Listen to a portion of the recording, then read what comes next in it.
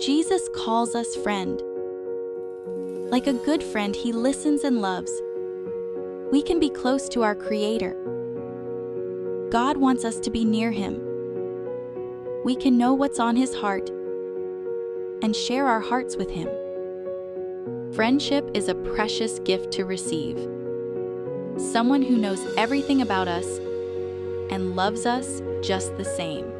Someone who sees us in our weakest moments and chooses to remain. Someone who sees the struggle and prays us through. Friendship is a beautiful gift to give, in the moments that matter most and the moments that seem small, in the moments filled with joy and the ones when hope seems lost. There is beauty in declaring and believing for better things. There is strength in holding each other accountable. Friendship is a reflection of God's love for us. Sweet friendships refresh the soul and awaken our hearts with joy. So tonight we're starting a new series here at Worship Uncoiled, and it's all about friendships. It's about friendships and relationships and how we can have healthy relationships. Because at the end of the day, there's something inside of us that just craves good, solid, healthy friendships. I love that video that we just watched.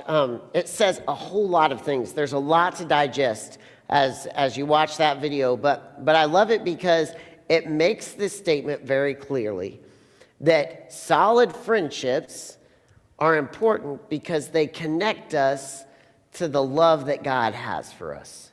We find a sense of the love of God in the way that other people love us and in the friendships that we had. Now, when I was in middle school and high school, as I think back over those years, I look back at that time in my life and I can see that I had some friendships that were really healthy, some friendships that were really, really good for me. And I can also see that I had some friendships that were not super healthy, that were not maybe the best friendships for me to have in my life. And I learned something new this week, because as I think back over my friendships throughout the years, like I could tell you about Jeff, or I could tell you about Brad, or I could tell you about Quentin, or I could tell you about Matt. And if you saw me at those different points in time in my life, and you took a snapshot of my life, and you took a snapshot of that person, you would say, okay, yeah, CJ's friends with this person at this point. And I thought maybe it was just me, or you girls listen. I thought maybe it was just me, like, being like that person. But there's actually science that I just learned about this week that is kind of crazy. It is called, are you ready for this? Brain synchronization, or brain synchrony. I don't know if you've ever heard of this. I hadn't before this week, but here's the way it works. When you are friends with someone, your brains actually sync up in your brain waves. And you start to do things very similarly. It's kind of like when two phones sync up together and you can share data and images and videos and stuff really easily. Like, that's what happens with our brains with our friends. And so our friends have this ability to influence us in our thoughts and in our actions and in the way that we behave. And they have this incredible ability to have influence over us. And if you saw me throughout these different moments in my life, you would see, oh yes, CJ is friends with this person because they have this influence over him right now. Now, here's why I tell you all that. Because for my entire life, I have heard this message.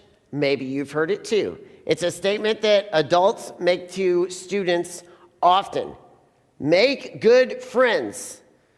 I've heard it over and over and over and over again. CJ, make good friends. And I always struggled with this statement. And here's why. Not because it's a bad idea to make good friends, but because I felt like it was so incredibly cut and dry.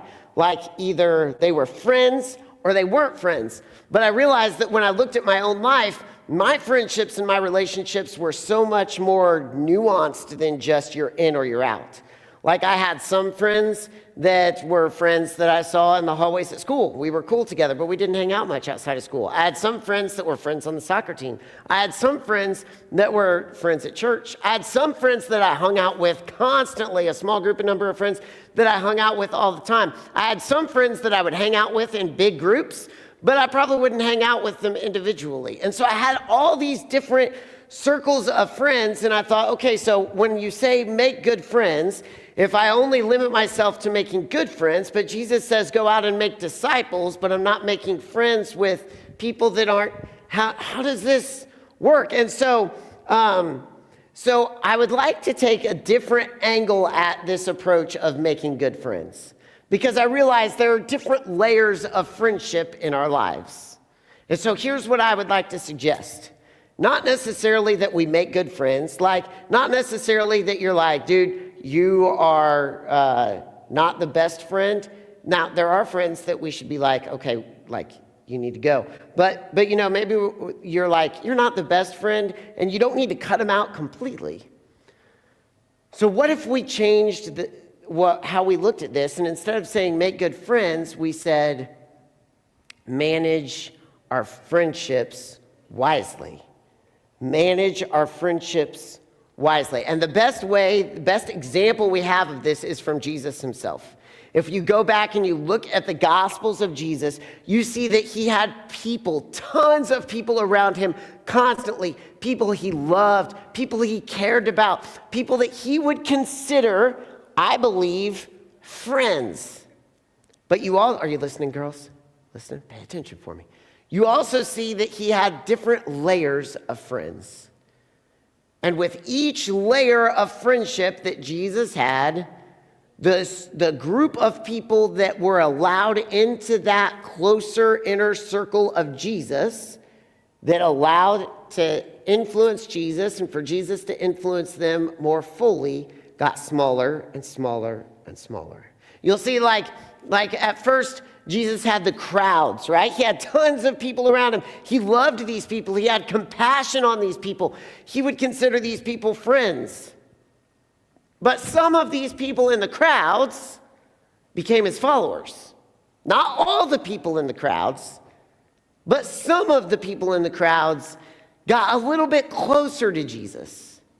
They became his followers.